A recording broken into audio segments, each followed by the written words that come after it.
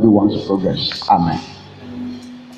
And if you look at your life and you see that there is no progress, you have to ask some questions. Praise God. You have to ask some questions.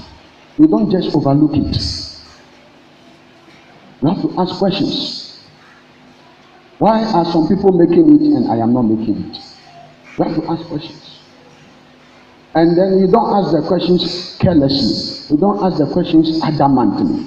As a you have to ask the questions and then be ready not only for answers, but be ready to apply certain discoveries you make so that you too, your life will change. Amen. I've been telling you this testimony of this businessman whose business was not working. But he had a friend whose business was working. So he went to the friend and said, what is your secret? I've done everything. I've applied all the principles. Nothing is working. What is your secret? Then the friend said, I'll take you somewhere. So the friend took him somewhere in the forest. Far in the forest. And they went to meet an old man who has not bathed for many days, whose hair and everything is basah. And then the old man said, I will help you. I will do something for you. But before I do it for you, I want you to swear. I want you to vow that you will never go to heaven. And the young man said, hey, I mean, there is a place called heaven. The heaven that people have been talking about, it means it is there. This old man, who appears not to have brushed his teeth for many years, knows that there is a place called heaven. Okay. Then he said, please, I will go and come. Tell a neighbor, go and come. Go and come. It's not by force that you take all the decisions now. Some of the decisions you have to go and think over it. You have to go and come and make sure that your decision is correct. Your decision is right. He said, I will go and come. He never went again. Praise the Lord. Yes, any place that you will go that will cause you to sink. Any place that you will go that will destroy all the successes and the victories and the progress you have made. I pray that God will deliver you from that place. I pray that you will not go back to that place in the mighty name of Jesus Christ. So your life must make progress. So there are secrets. When he got there, the guy took him to his secret place. He took him to his secret place of success, how he was making it. So there are secrets in life. We have to look for the secrets. Praise God. I was talking to you, or the bishop was talking to us about Ronaldo. Cristiano Ronaldo, who trains for 7 hours every day. Who trains for 7 hours every day. If you see that Ronaldo is succeeding, it is both spiritual and physical. It's both what? Spiritual and physical. A lot of times it is only the physical we see. The physical is the training. The physical is the education. The physical is the skill acquisition. The physical is the hard work. That's the physical. Amen. So you must do something physical as well as something spiritual if you want to succeed. Don't do only physical things and don't do only spiritual things, because the responsibilities are both sides. Praise the Lord. So let's look for the secrets. Let's look for the secrets. There are people who have excelled in the area you are in. Look for them. Amen. Look for them, provided they will not advise you to drift away from God. Look for them. Look for them.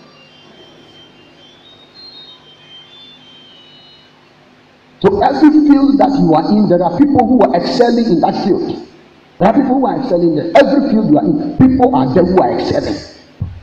Are you a seamstress? Are you a hairdresser? Are you a bicycle repairer? Are you a carpenter? Are you a teacher? There are people who are making it big time in that field. Look for them. You can be their secret admirer. Be observing them from afar. If they are not people you can get closer to. When they are speaking, listen to what they are saying. Because life must move forward. Say, life must move forward. Life must move forward. We must not be satisfied with the level we are in. There are times you see people in a certain level and you want to help them to move forward and they start fighting you. That is why a lot of times great people leave small people behind, because small people don't want to be helped. So you see the great people continue to become great, and small people remain at the same level or they go down. Because there are times when the great people want to help the small people begin to repel and become hostile. They don't embrace the principles and the secrets that are coming, because at times they are not too friendly or comfortable. Praise the Lord. So we must open ourselves up to new ideas, new information that will make us better. Your level may not be at the level it is now, or your level may not be at the level you want it to be now, but small, every year, every month, you must be making progress. You must be improving. I see you receiving improvement in the name of Jesus Christ. Oh, I said, I see you receiving improvement in the name of Jesus Christ. Amen. So life is physical and spiritual. Life is physical and spiritual. You are made up of spirit, soul, and body. The spirit and the soul are the invisible part of life. Then the body is the visible part of life. You and I are always concentrating on the body and the physical part. And the soul and the spiritual part is superior to the physical. The one or the part that is superior, we have left it behind. And we are overly concentrating on the part that is physical. The spiritual part, the soulish part, is superior to the physical part. So we have to concentrate also on the spiritual part. That part is more powerful. So as you are doing physical things, do spiritual things. Because there are challenges, there are contenders in your field. There are competitors in your field. You are not there alone. There are competitors in your field. The business you are doing, there are people doing it. They want to collect everything. The position you are occupying, others are looking for it. The contract you are getting, others are looking for it. And they are pulling it through all other means. Some are using witchcraft because they want to prosper in the field. They are going to collect power so that they become witches and wizards, so that they will operate and get advantage over others who are only operating physically. So it's not everybody who is physical. Some of the people who are in the field with you are witches. They are wizards, and they use their witchcraft powers to override others. Others who have things on their waist. Others have things on their waist. Others have things they consult 12 midnight, every 12 midnight. Others have things they have planted in their shops. Others have come to plant things in your shop so that you not get what you must get. So your power level must rise. That is why you must do spiritual things. When you do spiritual things, your power level rises. When you do spiritual things, your power level rises. When you do spiritual things, your power level rises. That is why human beings who cannot do spiritual things go to juju men and go to fetish priests, because he cannot discipline himself and do spiritual things. So he has gone to the juju man who has done spiritual things. So juju man give him something so that he will go and put it somewhere, so that he will not do spiritual things. He will only do physical things and still prosper. That one is devilish. It will destroy you. Amen. That one is devilish. It will destroy you. So we must make progress. We must make headway. And there are secrets. We have to look for the information. We have to look for the secrets. So when people who have gone ahead of us, people who know a little more than us, people who have excelled a little about us in certain fields, when they are talking, we need to listen to them very well. We need to listen to them very well. Praise God. In 2 Corinthians chapter 10, verse 3.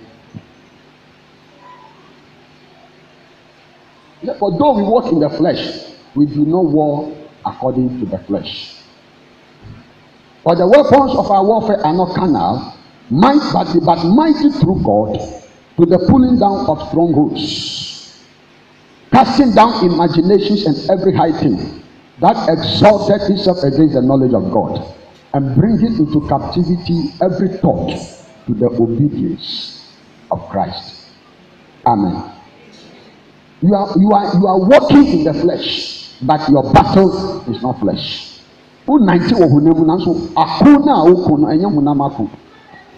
It's very dangerous. Why should you be walking in the flesh and the battles that confront you are not flesh? It's dangerous. It's very dangerous. Go back to verse 3. For though we walk in the flesh, we do not walk after the flesh.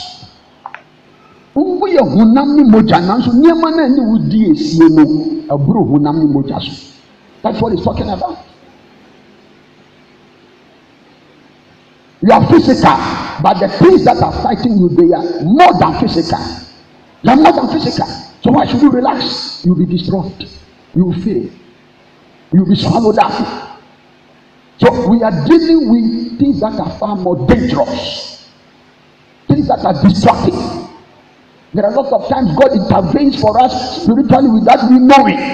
Because if God will just sit down, everything will finish us. We shall be finished totally.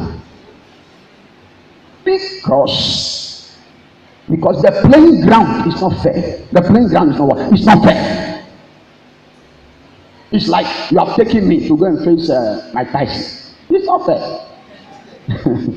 It's not fair. That's what it means here. You understand what I'm saying? That is what it means here. You are physical. And they say go and fight with somebody who is not physical. In the first place, you are not seeing him. Amen. So before you realize he's at your back, he has given you one. You are not seeing him. So you will just be beating the air. You just be what? Beating the air. You just be beating the air. Number two, he is stronger than you. So you are utterly disadvantaged. All the rules and everything is against you. So what must you do? What must you do? You must also learn to become spiritual. You must also become what? Spiritual. So that when you operate, that invisible force will feel it. So he has given us weapons. Verse 4. So God has given us weapons. You are carnal, but your weapons are not carnal. He says, for the weapons of our warfare are not what? Carnal. That is the solution God has given to us. You are carnal, you are physical, and the things challenging you are invisible. So God has given you weapons that are invisible, supernatural. You must use the weapons. If you don't use it, they will finish you. You have no chance. That's what people are fighting with all their might, but nothing is coming out of it. Nothing is coming out of it. We have to get the secret. We have to get the information. So he has given us supernatural weapons which are mighty through God. Through God. Through God. So the weapons we are using that God has given to us must be connected to God. Must be weapons that are linked up with God if we want to make headway. And because he has given us spiritual weapons connected to God, it will enable us to pull down strongholds. Say, I pull down the strongholds in the mighty name of Jesus Christ. The name of Jesus Christ is one of the weapons. Say, I pull down the strongholds in the mighty name of Jesus Christ. There are things that are holding you down. They are holding you down. They are holding your destiny down. You must pull them down. Say, in the name of Jesus, I pull down strongholds that are holding down my destiny. Say, I pull down strongholds holding down my fortunes. Say, I pull them down in the name of Jesus Christ. Casting down imaginations. Say, I cast them down. Say, I cast them down. Yes, there are things we call evil wishes, evil desires. Somebody can wish you evil and it will come to pass. Because if the person is spiritually powerful and you are just physical, the person's wish alone can come to pass. Wishes are a form of prayers. The Bible says he's able to do exceeding abundantly above what we think. So wishes are forms of thoughts. Casting down imaginations, evil mentalities. Cast it down. I've been saying that it is only babies and children who think that everybody likes them. It's only babies and children who think that everybody likes them. There are mother-in-laws who hate their daughters-in-laws. There are sisters who hate sisters. There are brothers who envy brothers.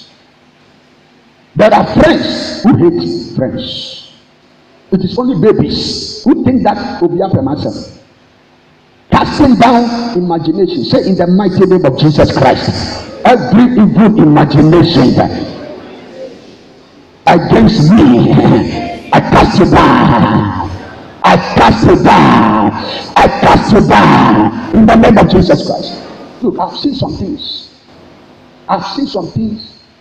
There are times I'll go to headquarters, or I'll go to conferences, and I'll see people who will come to Mama Vivi. They'll come and take her bath. They'll come and take her Bible. I'm talking of those of you who don't know Mama Vivi, my bishop's wife. They'll come and take her bath. They'll come and take her Bible, and they'll be by her until she finish everything she's doing, and they'll go and escort her. They are playing service. They are playing what? Service. But these same people, once the Mama Vivi turns back, they start backbiting her. Mama Vivi doesn't know. Praise the Lord. And once they come around, nobody else comes around. They will come and take her bag and her Bible. And when Mama Vivi is looking for somebody, they are the people she will call. But anytime they open their mouth, they cannot defend her.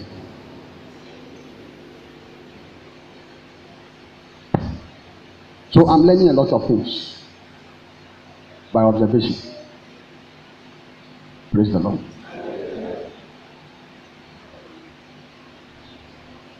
Casting down imaginations and every high thing that exalts itself against the knowledge of God. There are high things, powers, so we wrestle not against flesh, but against principalities, against powers, against spiritual wickedness in high places. Wickedness in high places, not low, high places.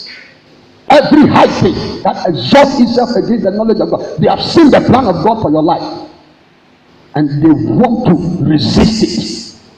Yes, they are higher than you. Joseph's senior brothers, they were higher than him. They have seen the plan of God, so they wanted to bring it down. King Saul was higher than David. He saw the plan of God for David. But one day David will become a king, so he wanted to finish David. Every high thing, say in the name of Jesus Christ. Say every high thing, every high power, every high authority that has exalted itself against the plan of God for my life, I cast it down. I cast it down. I cast it down in the name of Jesus. He said, bringing into captivity every thought to the obedience of Christ. Say, I bring them to captivity. Say, every negative thought that is pulling evil things against my life, I bring you to captivity. I enslave you.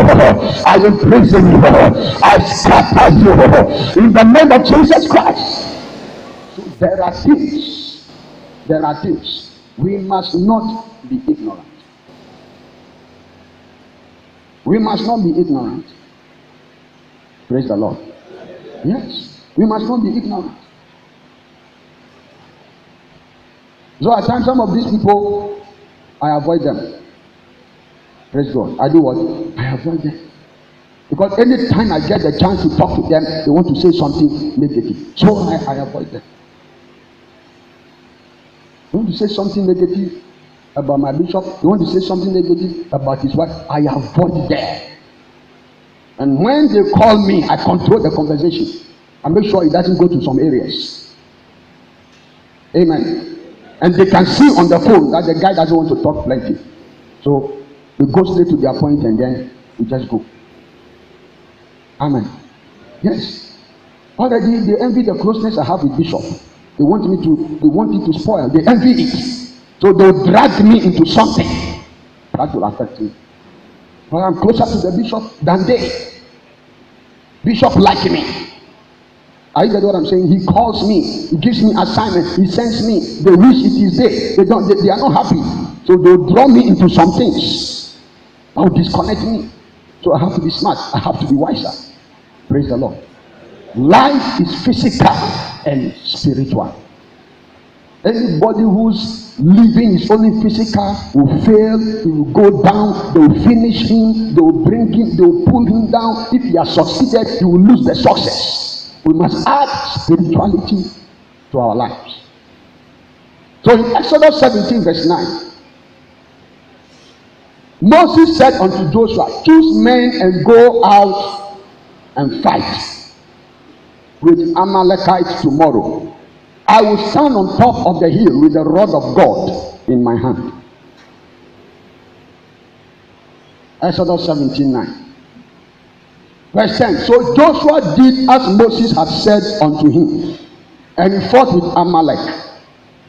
And Moses and Aaron and Hur went up to the top of the hill. Verse 11. And it came to pass, when Moses held up his hand, that Israel prevailed. And when he let down his hand, Amalek prevailed. But Moses' hands were heavy, and they took a stone and put it under him, and he sat thereon. And Aaron and Hur stayed up his hands, the one on the one side, the other on the other side.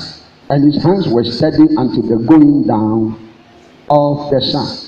Verse 13. And Joshua discomfited Amalek and his people with the edge of the sword. Praise God. So,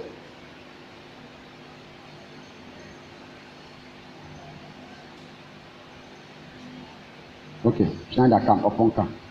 Is the president come? Let me show you something. So, this was the scenario.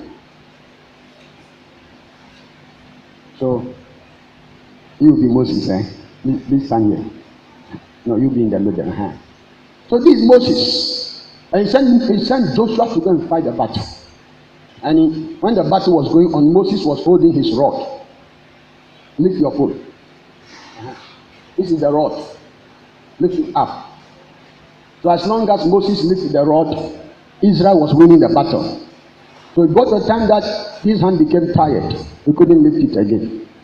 So Aaron and Hur were with him. So as his hand is coming down, Israel was losing the battle. As his hand was coming down, was holding the rod, Israel was losing the battle. So when it got tied like this, Aaron held the hand and lifted it. And then Hur also held this one and lifted it. Now join the hands like this. So they were supporting the hands so that the hands will remain up.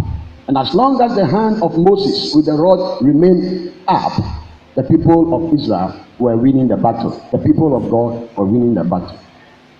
To the extent that now they had to put a stone down for him to sit on the stone, for the hand to be lifted, in order for victory to come. Amen. I believe the picture is clear. Okay, you can sit down. So, this was what happened. And verse 13 says that Joshua defeated the people. Joshua defeated the people with the edge of the sword. Joshua defeated the people with the edge of the sword. But it was not the edge of the sword which did the thing. Somebody was on some mountain somewhere doing something. Are you understand what I'm saying? Yes. Somebody called Moses was on the mountain, was hiding somewhere. Nobody was seeing him doing something. So while Joshua was doing the physical, something spiritual was going on. Joshua was not a carnal man. Joshua was like an assistant pastor, assistant prophet. He was a spiritual man. But the work he was doing, the assignment was given, was something physical. Battle, fighting. And when he finished, the Bible said he defeated them with a weapon.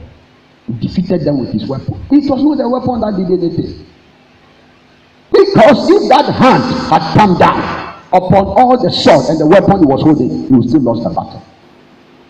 So if you want to succeed in life, make sure something supernatural is going on for you. Something spiritual is going on for you. Because your contenders and your competitors are also doing something supernatural. Praise God. Yes.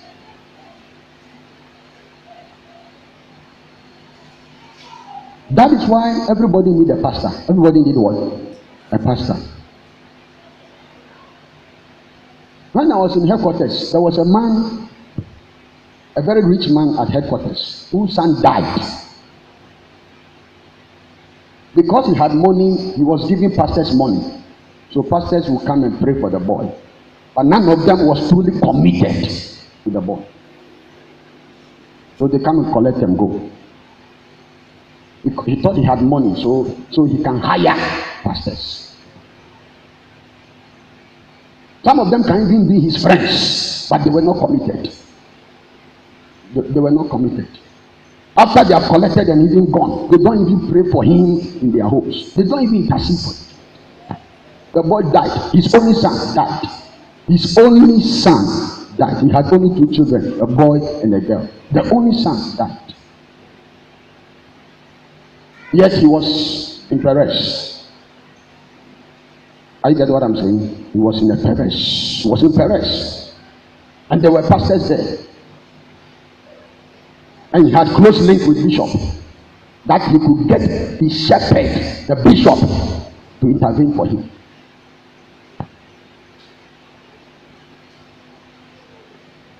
So something spiritual was going on. That was why Joshua won the battle. Something spiritual was going on. It's not always that you can do it for yourself. We encourage you to pray yourself. We encourage you to fast yourself. We encourage you to fellowship with God yourself. But there are times when you are on your physical assignment, you are preoccupied. Something spiritual must be going on for you. Amen. One day when you live here and you find yourself in Tamale for 2 years and you want a church to attend, look at the prayer temperature of the church. Because there are a lot of things, it takes the angel of the church to come and do it for you.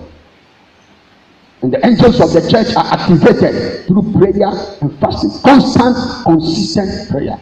So my bishop said, prayer must be the foundation, prayer must be the consistent, prayer must be the ever increasing. Am I communicating to somebody? So there must be enough prayer in the church that you don't need to be fighting battles, but the spiritual forces the forces of heaven that are being activated by prayer in the church will just be working for you like that. Will just be working for you like that. Will just be working for you like that. Will just be working for you like that. You don't need to be fighting battles yourself. You just be breaking through. You just be succeeding. So belong to a place where they don't only teach common sense. Belong to a place where they don't only teach you principles of success. Belong to a place where the spiritual temperature is very hot. Amen. Yes. So in Psalm 44 verse 3, he says, they got not the land in possession by their own sword. So how can you tell me that Joshua defeated the people with the sword? He didn't defeat anybody with the sword. Something supernatural was going on. Somebody in secret was saying, let there be victory. Somebody in secret was lifting up the rod.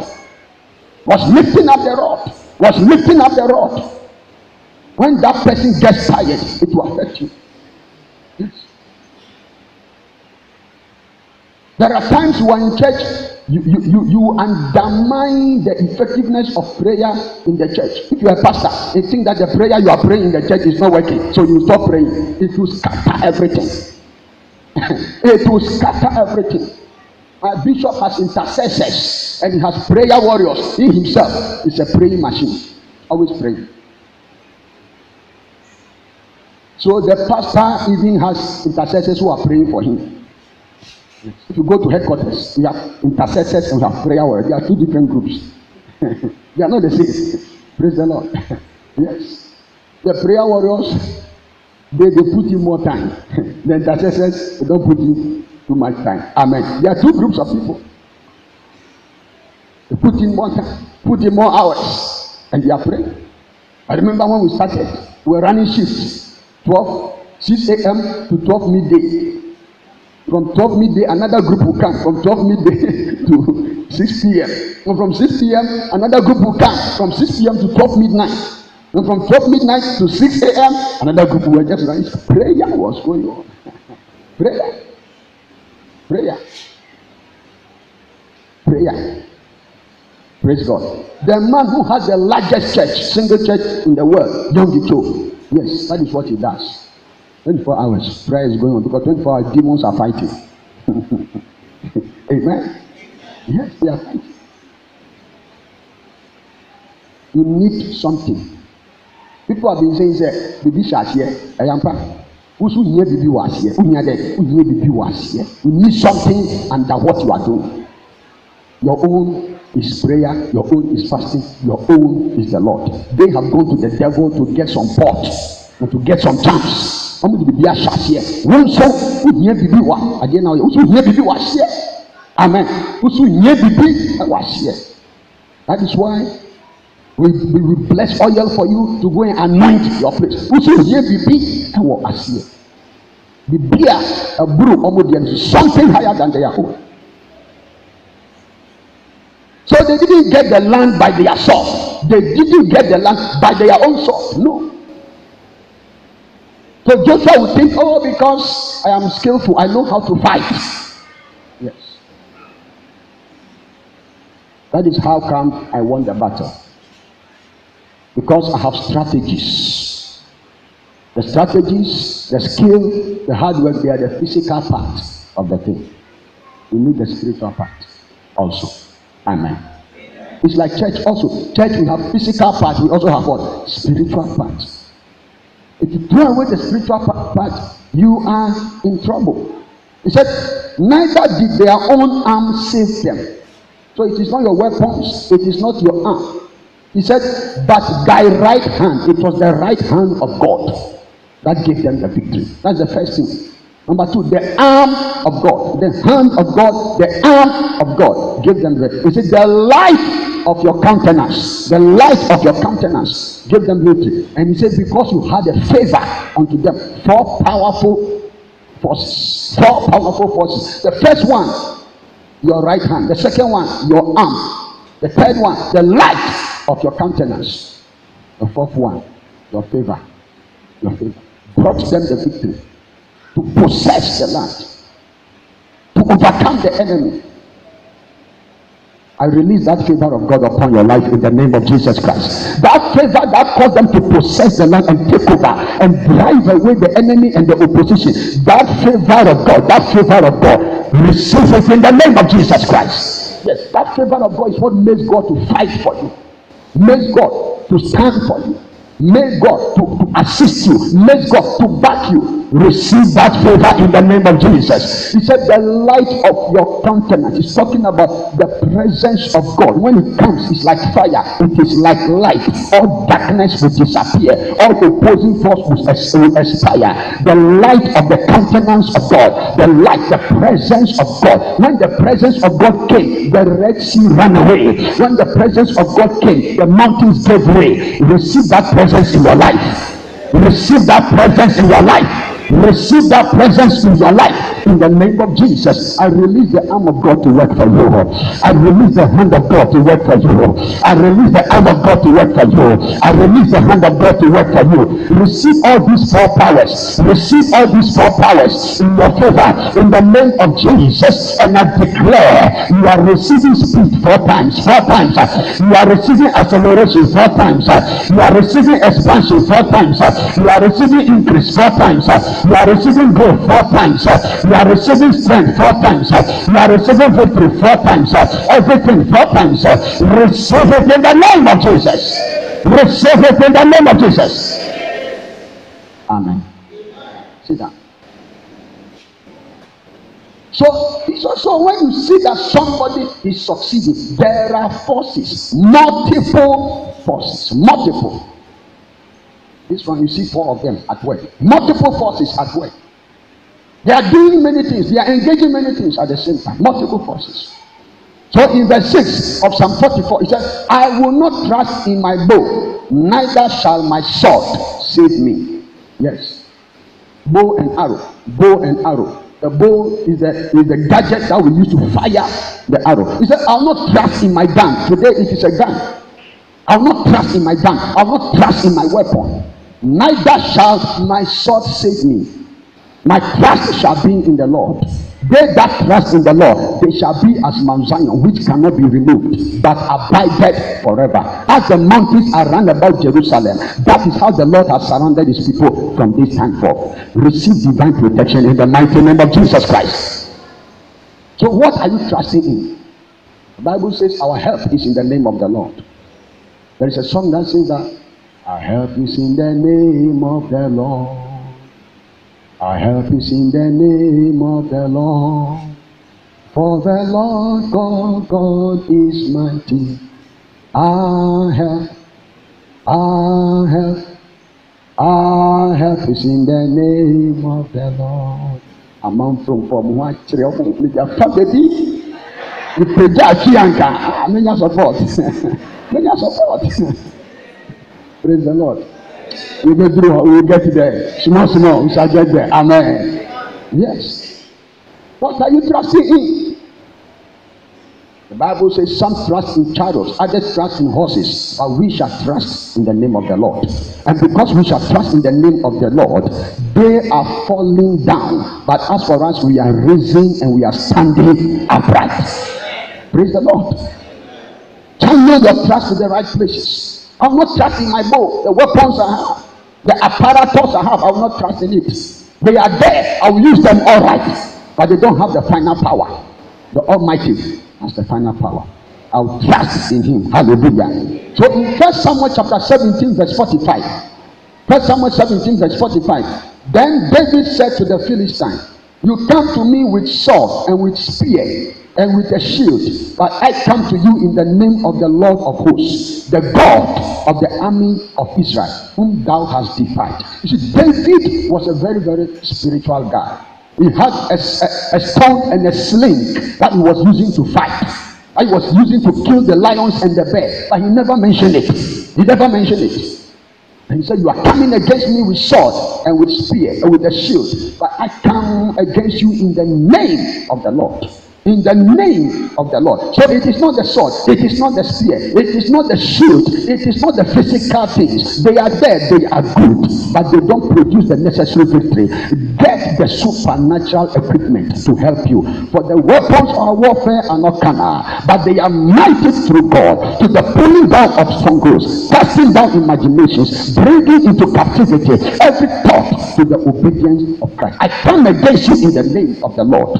I come against you in the name of the Lord of hosts. For the name of the Lord is a strong tower. The righteous runneth into it and they are saved. Proverbs chapter 18 verse 10. The name of the Lord is a strong tower. The righteous runneth into it and they are saved. The Bible says, through your name we will tread them underfoot that rise up against us. Psalm 44 verse 5. He said, through your name we will tread them underfoot. We will walk over them. They shall become a walkover. Through your name, God has given us a name. The things that rise up against you, he has given us a name that is above every name. That name is Jesus Christ. Let us use the name. It is a weapon. It is a weapon. Through your name, through thy name, we shall tread them underfoot that rise up against us. We are walking over the oppositions. I said we are walking over the oppositions. I said we are walking over the oppositions. We are walking over the battles. You are walking over the obstacles in the mighty name of Jesus Christ. Because of the name, you shall overcome. You shall overcome. You shall overcome. Amen. For the horse is prepared on the day of battle, but safety is of the Lord. Proverbs 21 verse 31. Proverbs 21 verse 31. The horse is prepared against the day of battle, but safety is of the Lord. Preparation does not equal safety. Preparation does not equal victory. Preparation does not equal success. Praise God. Yes. Safety is of the Lord. Preparation plus the supernatural. Preparation plus the spiritual. Preparation plus the God factor plus the divine factor. That is what equals unquestionable victory, unstoppable victory, uninterruptible victory, preparation plus the supernatural. Preparation plus the supernatural. Competence plus the supernatural. Capacity plus the supernatural is what gives you the victory.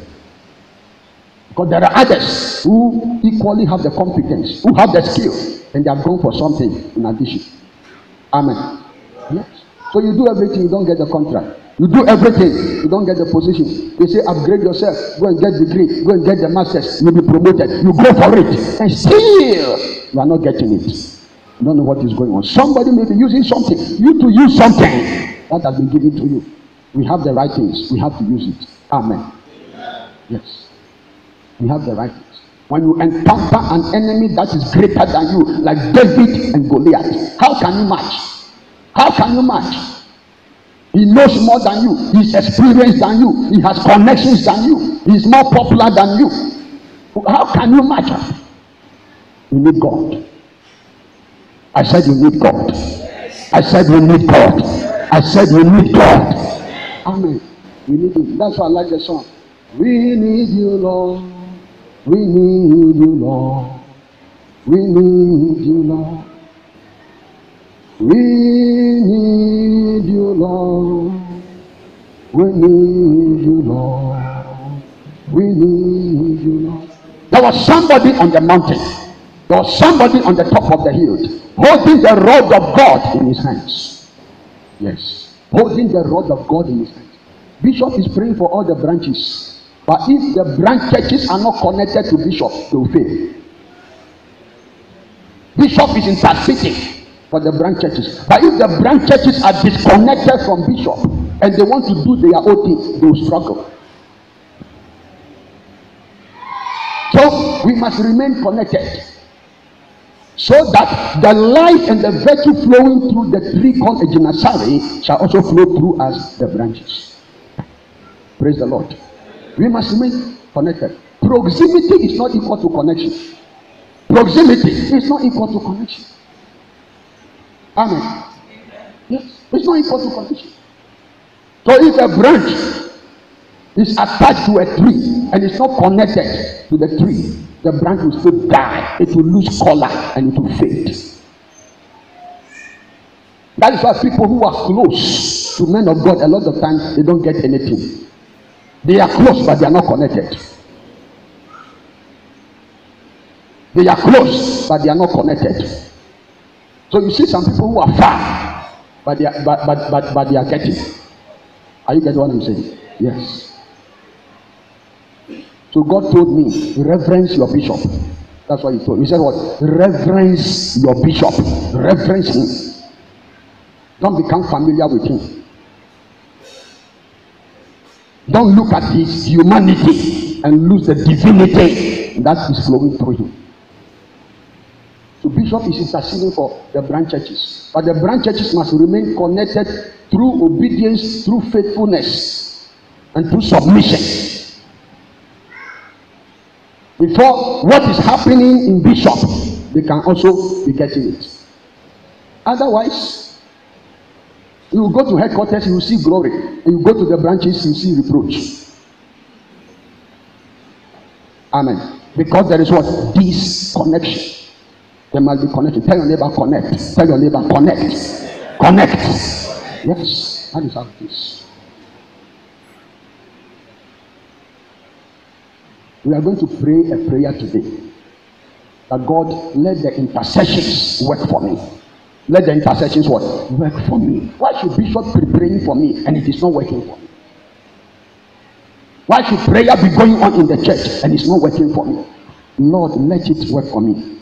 Get me connected. Help me to be connected. Let it work for me. Let the virtues of Perez flow into my life. Let me experience it. One pastor came here. He's from a different church. He said, hey, Osofo, I saw you on Facebook. My church is doing well. I said, yes, my bishop was here. And from the day my bishop came here, I'm not able to hold one service again. If I hold one service, I'll worry the people because they will not be getting space. so I cannot hold one service. He said, hey, yeah, you see, when the fathers visit you, it changes everything. But my people, they will not visit us. I was talking about his church. They will not visit us. They want you to pay big money before they visit you. And I realized that he has missed it. He has what? He has missed it. He has missed it. He has missed it. Amen. Yes. I don't tell him the value we show for Bishop. I don't tell him. Praise the Lord. I don't tell him the respect and the reverence we show for Bishop. For him to carry his equipment and come here. I don't tell him. Hallelujah. Yes. He has started attacking his superiors already. He will not get anything. He will not get anything. He will not get anything. This morning I was there, and then some things were coming to me. He said, look, you must know your bishop. And then know what your bishop like. Yes. If every day your bishop is angry with you, it means there is something you are missing. So God was talking to me. Study your bishop. Know what your bishop like. Praise the Lord. Do it for him. And you'll be blessed. Praise God. Yes. Are you ready for today? Am I saying some dangerous things? One day I went to the headquarters. Then one of the senior ministers was telling me about a pastor who was accusing his divisional overseer. That the divisional overseer is looking for favor from bishop, so he wants to please the bishop. So I asked a question: who should I please? If I shouldn't please my bishop, who should I please? It is not my bishop who lay hand on me to become a pastor. Amen. He lay hand on me to become a pastor. So if I don't please bishop, who should I please? Your boss has employed you and has given you a job as accountant, and you don't want to please your boss. What will happen to you? You will lose your job. You will lose your job. President Akufo-Addo has taken you to UK to be High Commissioner or Ambassador to UK. And you have gone to UK. You want to do your own thing. What will President Akufo do? He will remove you. You will lose your job. Praise the Lord. Yes. So you are a master. You have employed a mate, a driver. You have employed a mate to help you with your work, and the mate is misbehaving. What do? You change the mate. You change the mate. Simple. Yes. So if the mate is too objective, he is too objective, and so he will not follow the instructions of the driver of the car, he will lose his job. I pray for you today in the name of Jesus that the Perez grace shall work in your life. The Ejinasari grace shall work in your life. In the name of Jesus Christ. Look, we went to the pastors' conference and a man of God came there. He said Ejinasari is the face of integrity in the charismatic churches. Yes. He said Ejinasari is the face of integrity in the charismatic churches. I was very proud. I was very happy. A big man of God came there and he was saying that about my bishop. I was proud of it. And I wrote it down in my notes, never to forget. Because it makes meaning to me. It is valuable to me. Good things about my bishop. Amen. Say, Lord, let the rod of God be lifted for me. In the mighty name of Jesus. Say, let the rod of God speak for me. In the name of Jesus. Say, oh Lord, let the rod on the hill, let the rod on the mountain fight for me. In the mighty name of Jesus. Say, oh Lord, every defeat I am experiencing, every setback I am experiencing, every delay I am experiencing, every disappointment I am experiencing, let the rod of Ejinasari